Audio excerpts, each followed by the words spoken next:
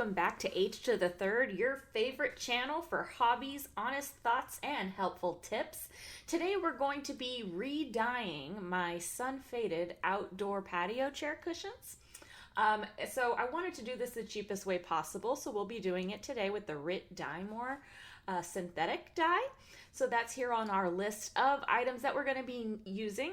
In addition to a large stainless steel pot, we're also going to need water, a large measuring device, could be a pitcher, could be a cup, a large stainless steel hotless spoon, a cooking thermometer, the RIT Dye More in my case for synthetics, a 6-inch upholstery sewing needle if you're dealing with the thick type of cushions that I am, and also a size 3 crochet thread. And if you're like me and don't have a large enough pot to hold all the water you need, then an electric hot water kettle may work for you as well. Before we get started, you're going to want to remove the cushions from the pillowcases and pre-wash them in the washing machine. In this particular case, the back pillow was tufted, so I'll be showing you towards the end of this video how to put that back together as well. Okay, so when working with outdoor fabrics, they tend to be synthetic. In my case, polyester. So you definitely want to follow the instructions based on what kind of fabric you are working with. This particular bottle says to use the whole bottle for 2 pounds of dry fabric. So you kind of want to work with what you got. Just make sure to follow instructions for your particular situation. When it comes to synthetics overall though, you're going to need to use really hot water. So in order to get the water hot enough to do this thing, we need to measure out how much water we need in our particular situation. Me remembering that 4 cups is only a quarter of what I need in a gallon. So keeping that in mind, I measured out how much I need based on my measuring cup. So please do the same for yourself. I realize many of you may have a much quicker way to do this. Once your pot is full of the water you need, we'll get it on the stove and get it boiling. The instructions specifically state the water should be around 200 degrees Fahrenheit, so we've got some time to kill in the meantime. The instructions do state that the fabric should already be wet when you start the process, so now's a good time to take the time to let it soak because sometimes outdoor fabric can be pretty water resistant.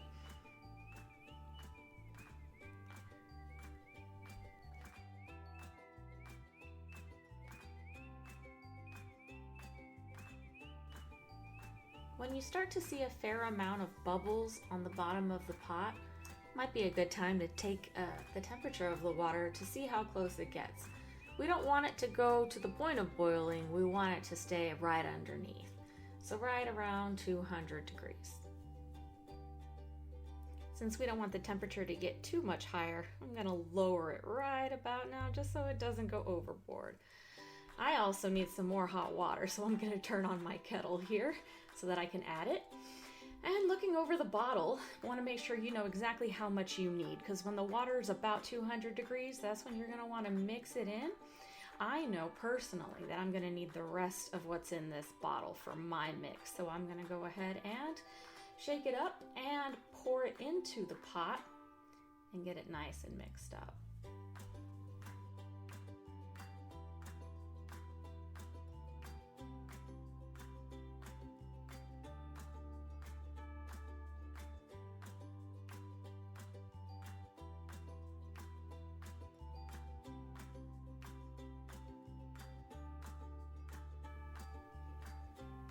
And once it's nice and mixed up, what you're gonna wanna do is get some oven mitts because this pot, these handles get very, very hot. So grab the oven mitts to safely handle the pot and pour the dye over the cushion covers. My sink is a little on the small side, so I thought it best to arrange the cushion covers so that the zippers were on top, because the zippers are typically in the back. They don't really get exposed to the sun, so they had the most color right around that area. So just in case they stick out of the water like they kind of do a little bit, I do have that section of the fabric up on top. If you had pillows that were tufted with buttons like I did, you don't want to forget to throw them in the dye as well. They have to match the pillows, right? Once you have the right amount of hot steaming water for the amount of fabric you're dyeing, just stir it often, and based on what the bottle says is how long you're going to want to do it for. For synthetic fabrics, going up to an hour is not a bad idea, but a minimum of 30 minutes. I myself did about 45.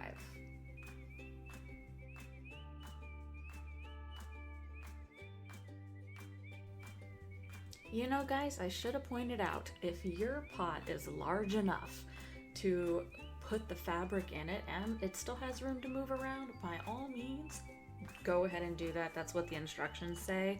There was no way this fabric was going to fit in that pot, at least in my case. And guys, if you do the sink method like me, you're gonna wanna keep the water at around 200 degrees. So I did kind of calculate my water intake based on adding some throughout to make sure the ratio stayed right. But I did continue to boil some water and pour it in, I believe, twice.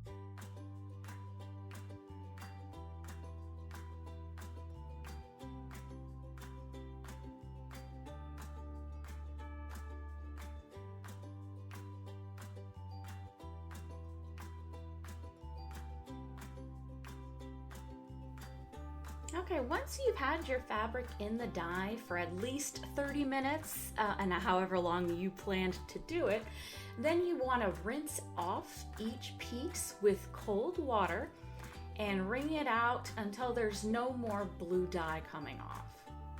And the water runs clear.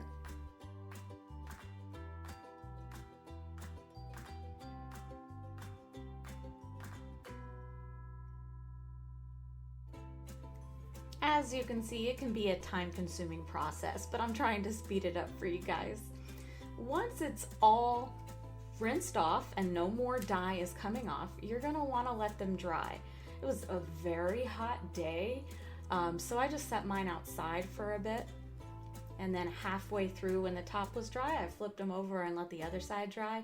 It really didn't take very long. You do have the option of putting them in your dryer if you'd like. Just make sure you go by the directions on the tag.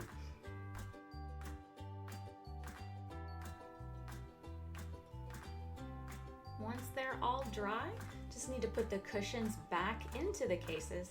I found this easiest by folding over one side so I could push it all the way in before letting it unfold.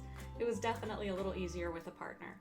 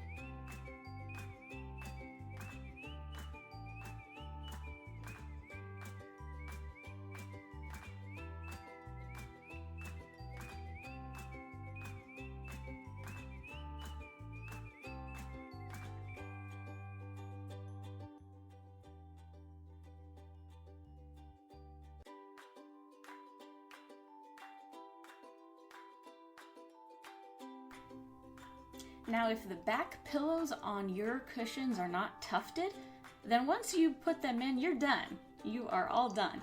However, if you did have tufted cushions, I'm going to show you on this next step how we can put them back the way they were. First, we need to get the supplies together, and that's the 6-inch needle and the size 3 crochet thread. And this is actually an exact match of what was already on it. Of course, we're going to need the buttons as well. The buttons that were on my cushion, as you can see here, they don't close completely, so I did have to be careful tying a knot on here to make sure it goes on securely. So first thing we want to do is tie a secure knot on the button so that it does not slip off and it can be pulled tight to make the pillow tufted.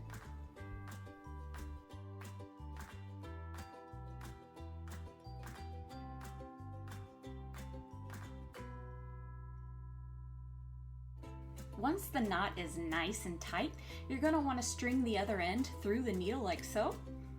And then try to puncture the cushion cover in the same spot that it was last time. I could still, of course, see where mine was faded and where the holes were. So I went on one side and pushed the needle all the way through, and you want to make sure that it comes out in the correct area on the other side. So it did take a couple of tries to make sure that we put them back exactly where they were.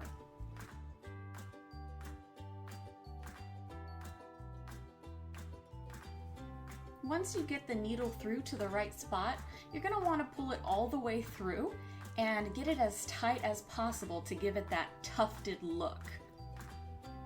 Then you're going to want to put the needle through again. Mine came off the needle, so I had to restring it, but now you want to go through to the other side, and you'll notice I haven't put the second button on, and that's because we want to get this as tight as possible first, and it's going to leave us a little loop on the one side. This is why the button was not fully closed, so that we can slip the button right there through the string and pull it super tight so it won't come off. On the other side, we just have to take our 2 strands and tie them together into knots, and then we just have to snip the thread and tie the loose ends around the button to hide them.